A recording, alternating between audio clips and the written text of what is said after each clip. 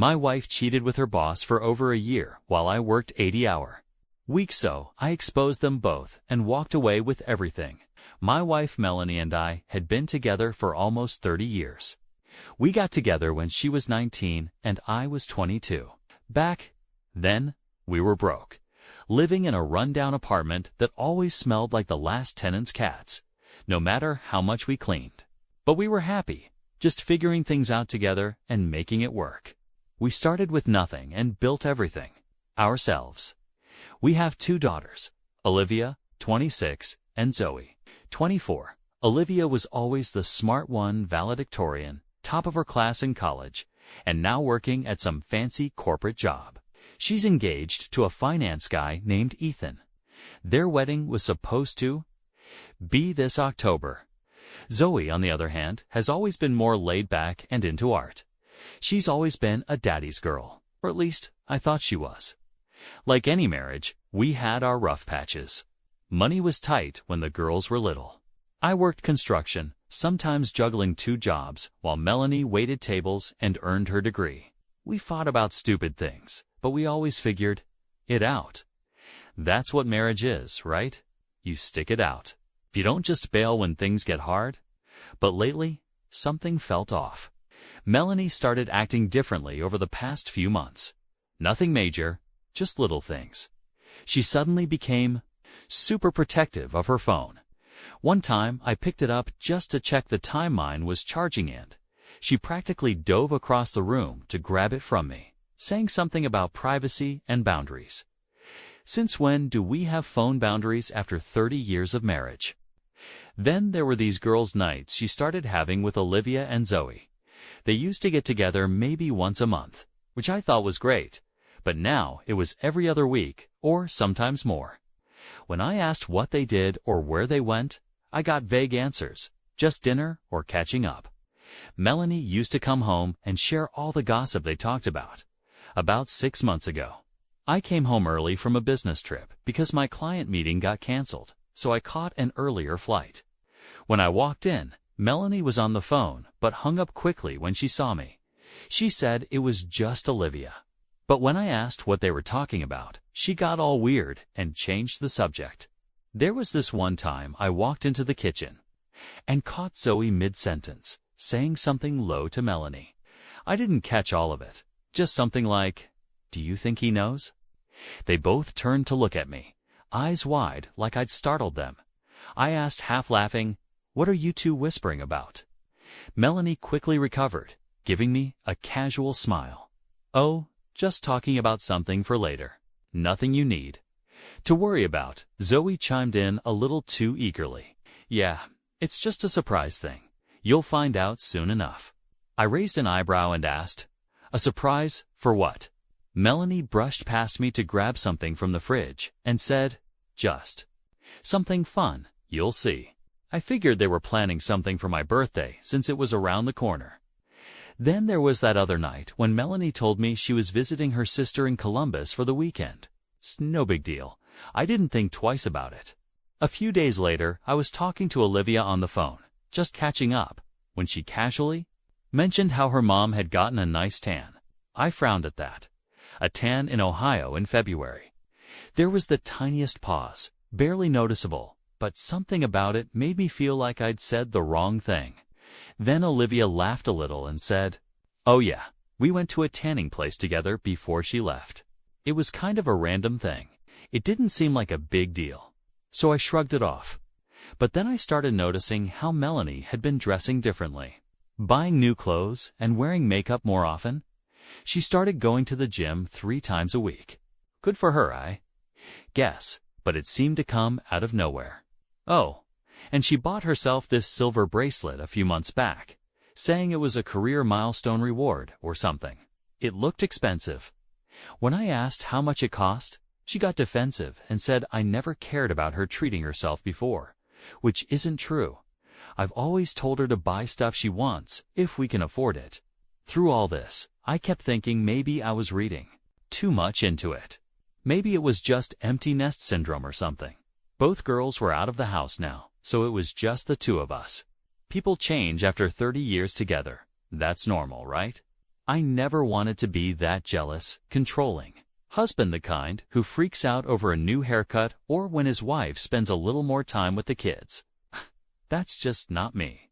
I've always trusted Melanie completely, but there was this nagging feeling I couldn't shake, like something wasn't right, like I was missing something obvious.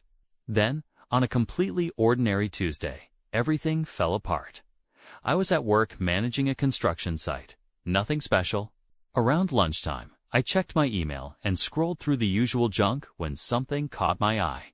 A message with the subject line, "Your wife is cheating on you." My first thought was, it's just spam. Some scam like those Nigerian Prince emails. But something made me open it anyway. The email was short. Melanie's been screwing her boss Richard for over a year. Everyone at the company knows, except you. Thought you deserved to know. And there was a video attached. I sat in my truck for about 20 minutes, just staring at my phone. Part of me didn't want to watch it. Like if I didn't see it, maybe it wasn't real.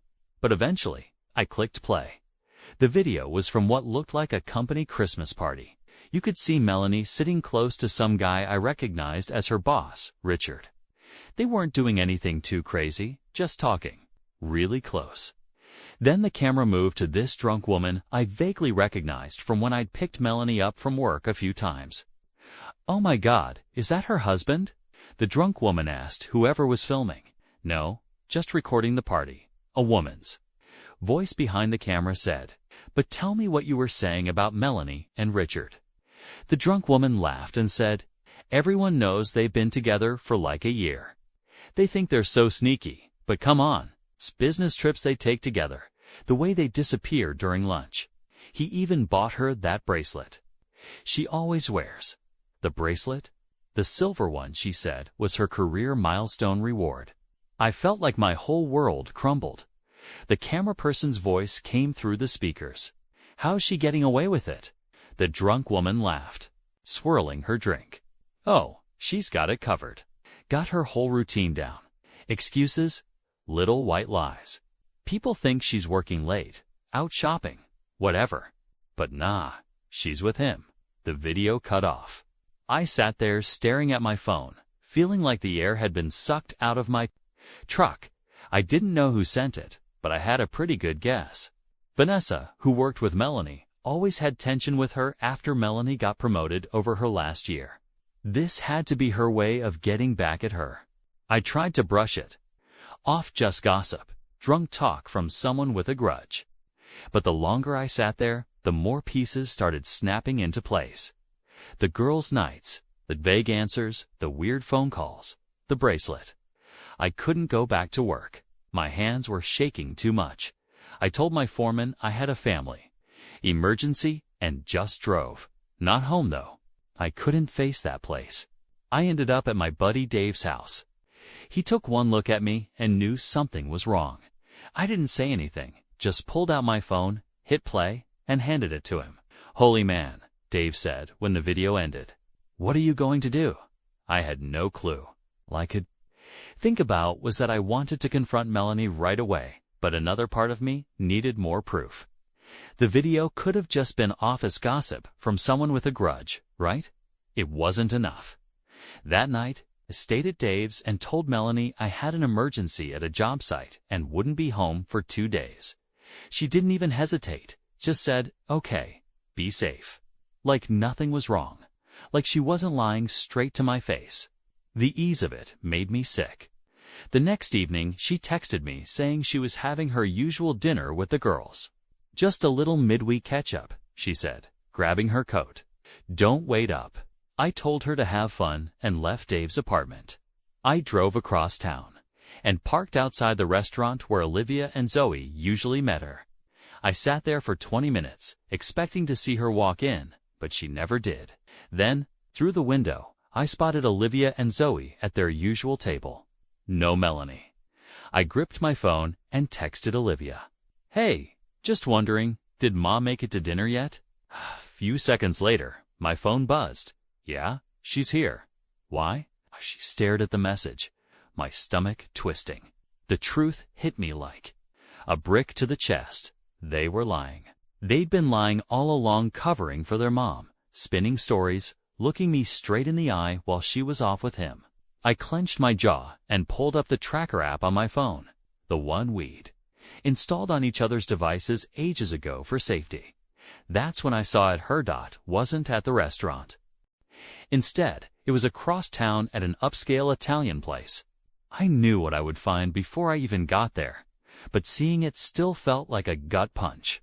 Through the window, there she was, sitting next to Richard, so close to him that she was technically on his lap, smiling as if she didn't have a care in the world.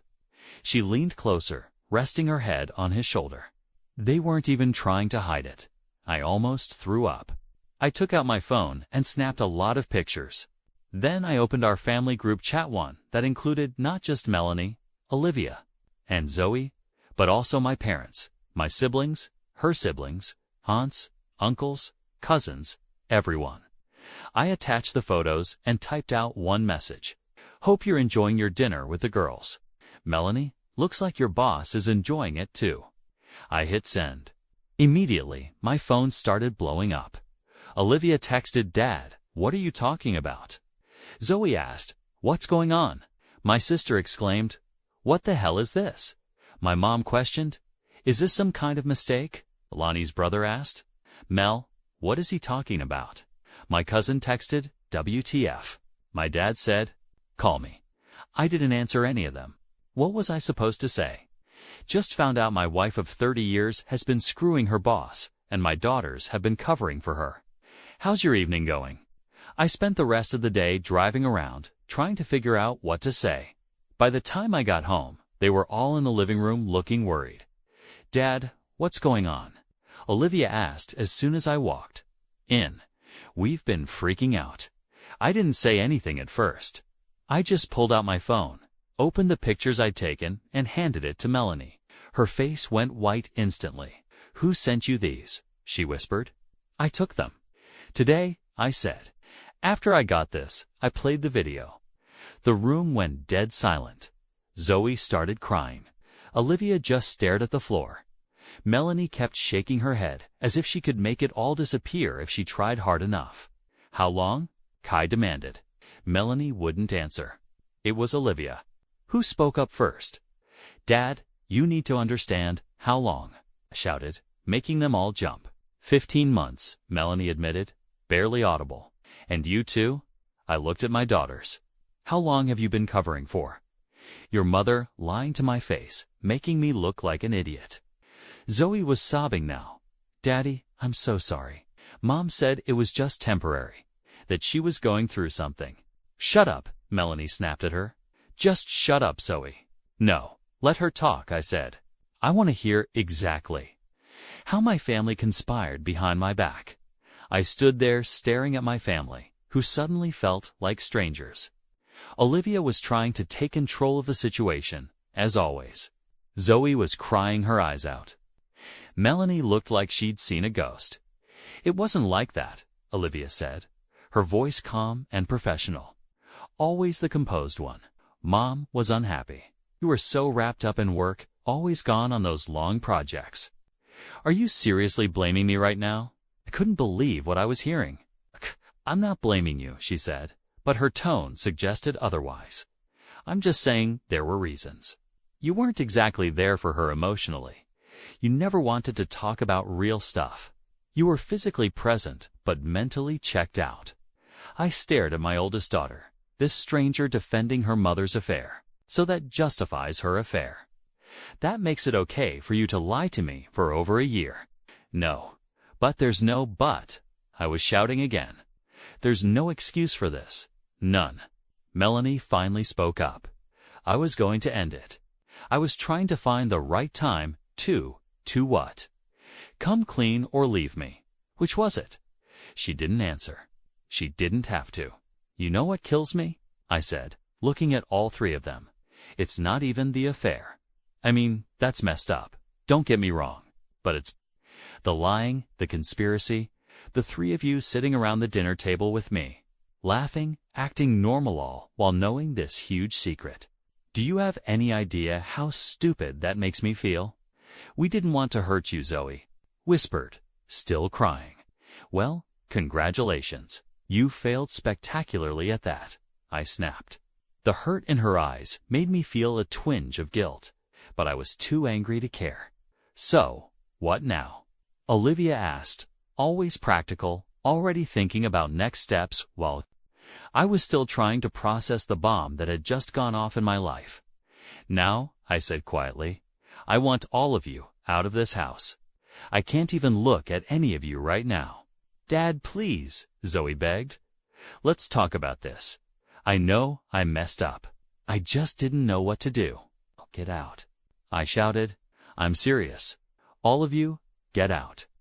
They left with Melanie and Olivia practically dragging a hysterical Zoe behind them.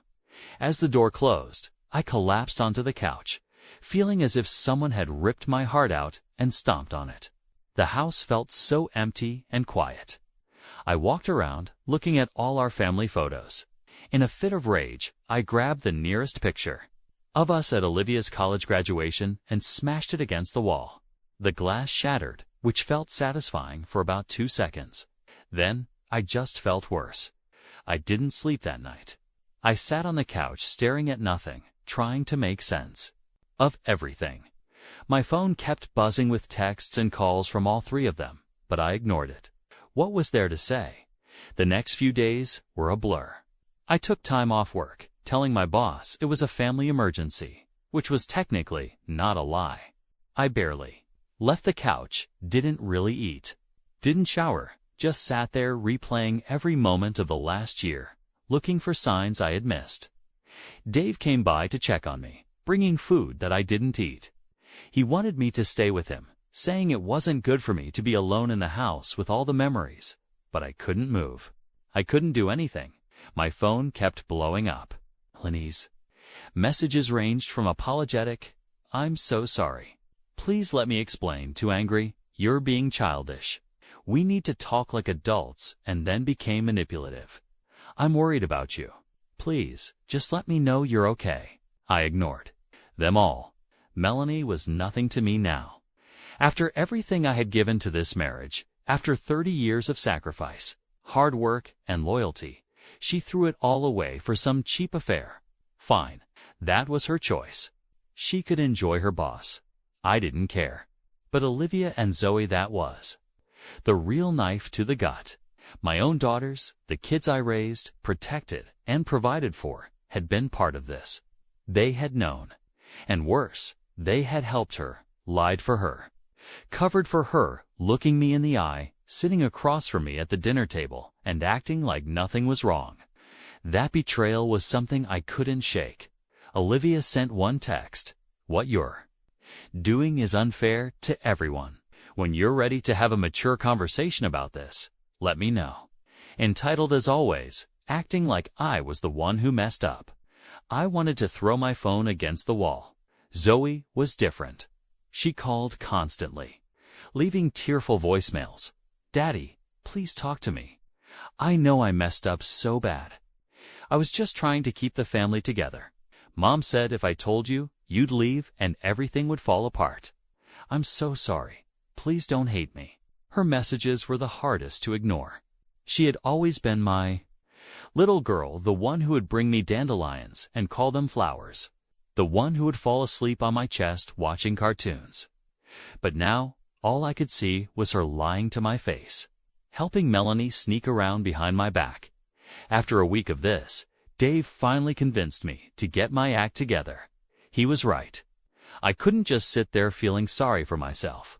I needed to take action. So, I called a lawyer that Dave recommended. "With the evidence you have, you're in a good position," the lawyer told me after I showed him the video and pictures. "But you need to be smart about this. Don't leave the house.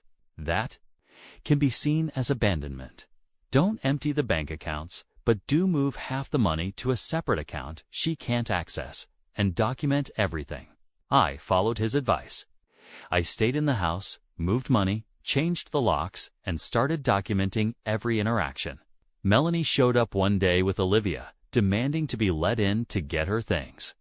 I recorded the whole thing on my phone, standing in the doorway while they called me every name in the book. "You can get your stuff when my lawyer says you can. I told them calmly, which only made them angrier. "I'm getting married in 2 months," Olivia shouted. "Are you really going to ruin that because Mom made a mistake?" "A mistake is forgetting to pay a bill," I said. "What your mother did was a series of choices made every day for 15 months. And what you did was just as bad. I was protecting my family. No, you were protecting your mother's affair. There's a difference." They eventually left, but not before Olivia said, "I'm still expecting you to pay for the wedding." The audacity of that girl. I just closed the door in her face. All I could do after 2 weeks since I discovered the truth was try to keep it together, going through the motions. Wake up, go to work, come home, stare at walls, try to sleep, repeat. Dave and a couple of other buddies kept checking on me, inviting me out for beers or to watch games, but I turned them down most of the time. I didn't have the energy to be social.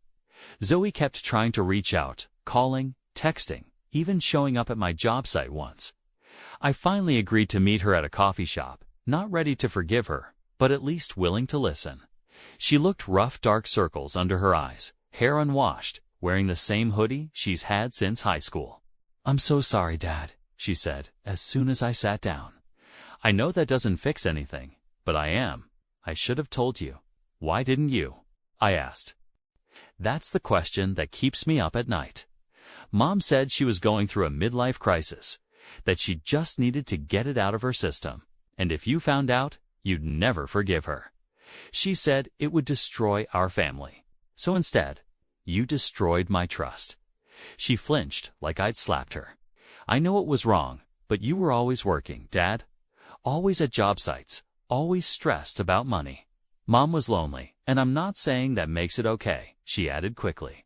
"What she did was wrong, but maybe if you'd been around more, talked to her more, noticed she was unhappy, and there it was." Even in her apology, she was still blaming me, still making excuses. "I worked my ass off to give you and your sister everything," I said quietly. "To put you through college, to make sure we had a nice house, nice cars, vacations. If your mother was unhappy, she could have talked to me. She could have suggested counseling. She could have asked for a divorce. Instead, she cheated, and you helped her." "I know," she whispered. "I'm just trying to explain, not excuse." I wasn't sure I believed that, but looking at her, I couldn't just walk away like I'd planned. She's still my daughter, but I don't know if I'll ever trust her again. "I need time," I told her. "I don't know if I can ever trust you the way I used to." "I understand," she said, wiping away tears. "Thank you for meeting me." As I watched her walk away, I was torn between wanting to call her back and wanting to cut her out of my life completely. Meanwhile, the divorce was moving along. Melanie was fighting for half of everything, including my retirement account that I'd started before we even met. She wanted the house, alimony, the works. Claims she sacrificed her career for our family, even though she's been working full-time since. Zoe started elementary school. And get this, Olivia was still sending me wedding bills, venue deposits, floor payments, dress alterations. The nerve. I didn't respond, but each new demand made me angrier. One night, I got a text from Ethan, Olivia's fiancé, asking to meet. For coffee, he wanted to understand what really happened. When we met, he admitted Olivia didn't know he was there. She'd be furious if she found out. She told him that I was overreacting to a brief affair, kicked them all out, and refused to pay for the wedding out of spite. He hadn't fully believed it, noticing Olivia had been acting secretive. I laid it all out for him, the video. The 15-month affair, how both girls had covered for Melanie. By the end, he looked sick. "I had no idea it was this bad," he said. At that point, I was still trying to figure out what to do about Olivia and Zoe. Cutting them off completely felt drastic. But after everything, could I ever trust them again? Rebuilding seemed impossible when I wasn't even sure if they truly regretted what they had done. But one thing was certain, Melanie and I were finished. There was no coming back from that level of betrayal. So, I filed for divorce. Work became my escape.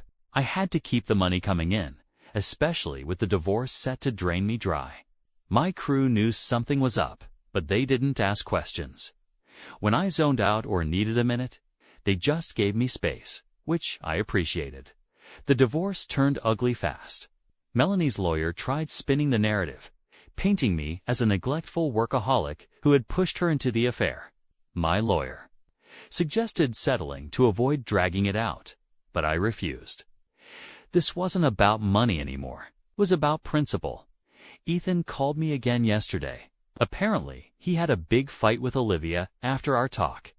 He started asking questions about the affair, and she flipped out, accusing him of taking my side and betraying her trust. The irony is staggering. I'm having serious doubts about the wedding, he told me. If she can lie about something this big, what else is she keeping from me? Smart kid. Cheaters protect cheaters, I told him. Someone who can justify lying to their father for over a year can justify lying to anyone. Speaking of Olivia, she sent me this long email last week full of psychobabble about how I need to process my feelings and work through my anger so we can heal as a family. Like we're all just going to hold hands and pretend everything is fine. I can't believe Zoe had the nerve to send me more wedding expense forms to sign after everything that's happened. Ever since our coffee shop talk, she's been acting differently. She's backed off a bit and only sends me texts every few days. They're not pushy, just casual check-ins. Hope you're doing okay. Thinking about you. Love you, Dad. I don't usually respond, but for some reason, I haven't blocked her either. Maybe a part of me isn't ready to completely let go. Dave has been a rock through all this. Last weekend, he convinced me to go fishing with him and some buddies. It was the first time in weeks that I managed to go hours without thinking about the storm my life has become. Then my lawyer called with some interesting news. Apparently, Melanie is trying to sell off some of our joint assets before the divorce is finalized. She accidentally mentioned to a mutual friend that she and her boss are planning a big trip to Europe once all this unpleasantness is over. Unbelievable. Hector got an emergency injunction to freeze everything. It was a small victory, but I still didn't know what to do about Olivia and Zoe. I love them. But every time I started to soften, I remembered the lies, the fake girls' nights, and how they covered for Melanie, warning her when I asked questions. They didn't just know. They actively helped her for 15 months, choosing her affair over my right to the truth. Olivia's wedding was coming up, and somehow she still expected me to walk her down the aisle. She even guilt-tripped me, saying my issues with Melanie shouldn't affect her special day. As if that was what mattered, not the family they helped destroy. I didn't respond. Anything I'd say would end with me telling her exactly where to go. I thought about just leaving, selling the house, moving somewhere new, starting fresh. But that felt like letting them win, like I was the one who did something wrong. Just when I thought this show couldn't get any worse, life decided to throw another curveball my way. I was meeting with my lawyer about the divorce when he mentioned checking social media for anything that might help our case. I'm not on that stuff, I told him. Okay, well, Melanie is, he said, turning his laptop toward me. And you might want to see this. It was Melanie's Facebook page. There was a post from a few days ago, a photo of her, Richard, and Olivia at some fancy restaurant. The caption read, "So blessed to be surrounded by love as we blend our families. Richard has officially proposed. Wedding planning for us after we help Olivia with hers. Engaged." Engaged. The divorce wasn't even finalized yet, and they weren't even trying to hide it anymore. And Olivia was right there with them, celebrating the relationship that destroyed our family. In the comments, she'd written, "So happy for you guys. Can't wait to have 2 weddings to celebrate." I felt so dumb. Here I was still reeling from the affair, waking up every morning with that sick feeling, while they were already playing happy families, planning a wedding. There was more.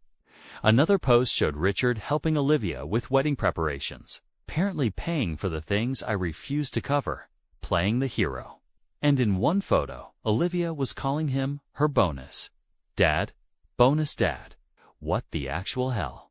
That was it, the final straw. In that moment, something inside me snapped. All the hurt, all the betrayal, and all those months of second-guessing myself crystallized into cold clarity. I want to change my will, I told the lawyer. I want Melanie to get nothing beyond what the law requires, and I want both Olivia and Zoe removed as beneficiaries. Hector looked surprised. Are you sure? That's a big step. I'm sure, I said. They made their choices. Now I'm making mine. When I got home that night, I got a call from Ethan. He was done. He broke things off with Olivia after finding texts between her and Melanie, planning how to manipulate me into paying for the wedding. They had this whole strategy mapped out. How Olivia would guilt-trip me and how they'd use mutual friends to pressure me. The works. You were right about her, he said. I'm sorry, sir. Thought you should know. I thanked him, actually feeling bad for the kid. He dodged a bullet, but it still had to hurt. Later, I got a call from Zoe. She was crying so hard I could barely understand her. Apparently, she'd had a huge fight with Melanie and Olivia after.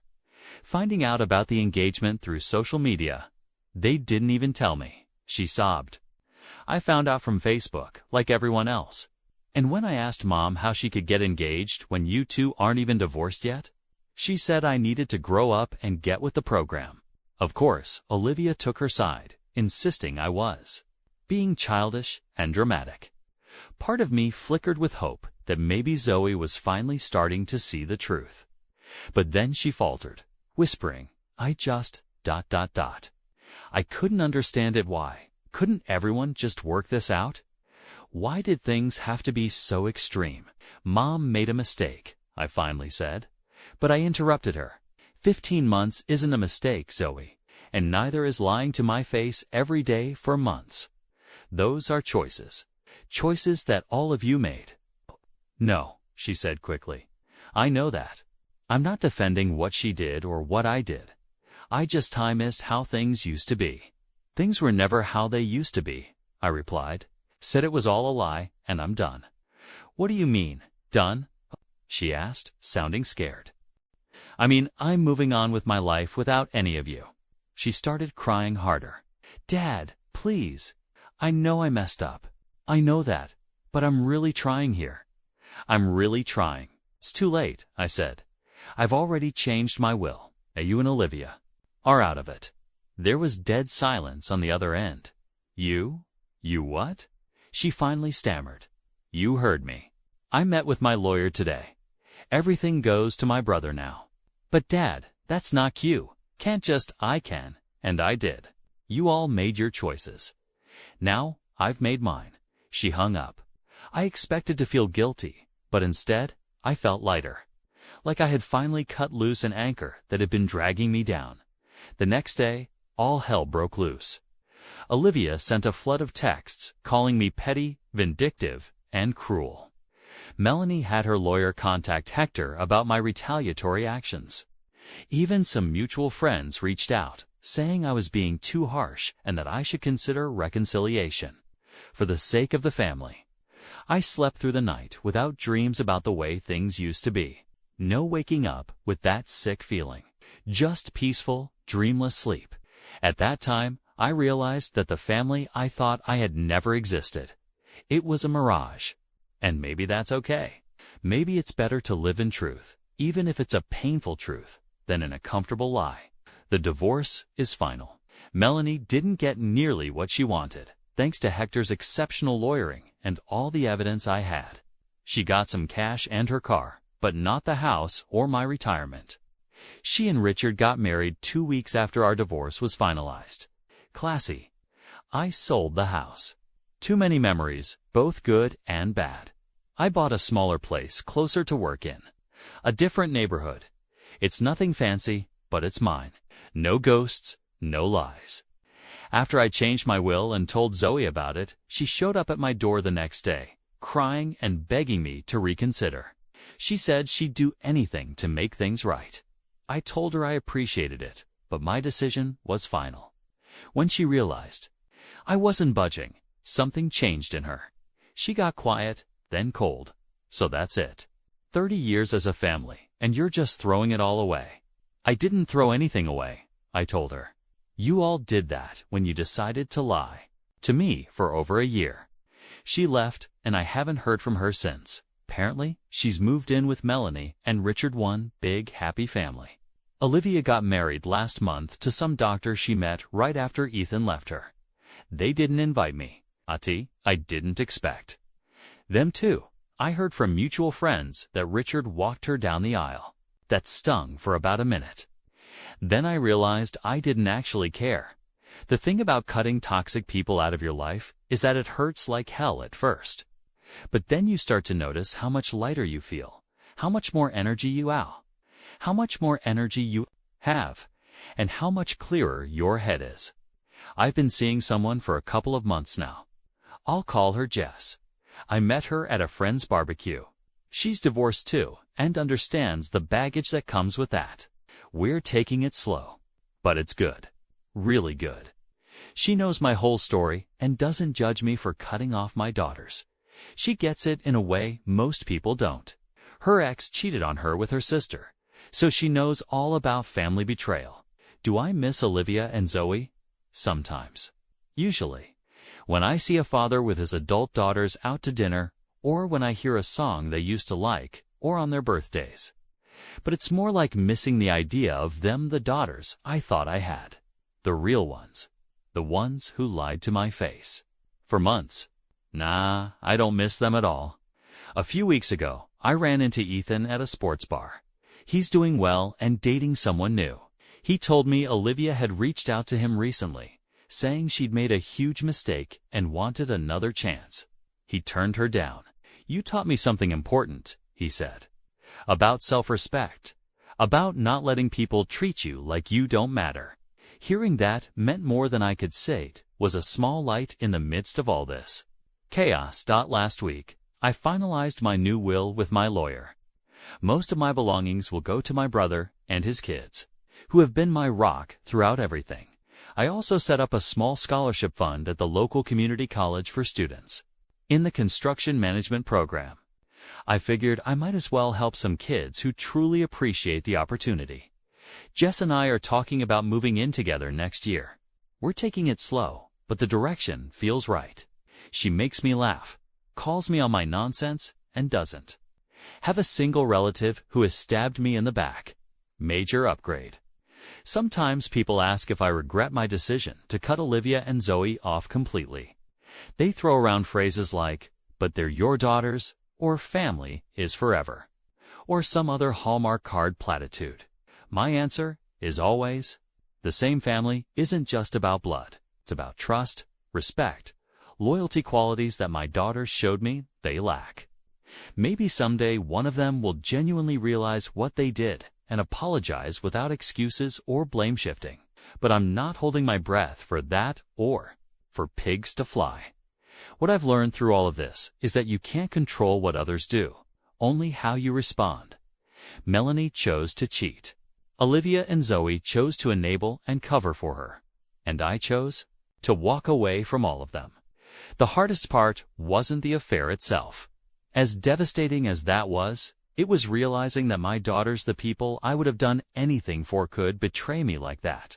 They could lie to my face day after day, help break my heart, and then blame me for not being happy about it. But here's the thing. Once you accept that the people you loved aren't who you thought they were, you can start to build a life that's real, not based on lies or false obligations, but on genuine connections with people who actually care about you. So yeah, I'm doing better than I ever expected to be. This isn't the life I planned, but it's a good one, an honest one.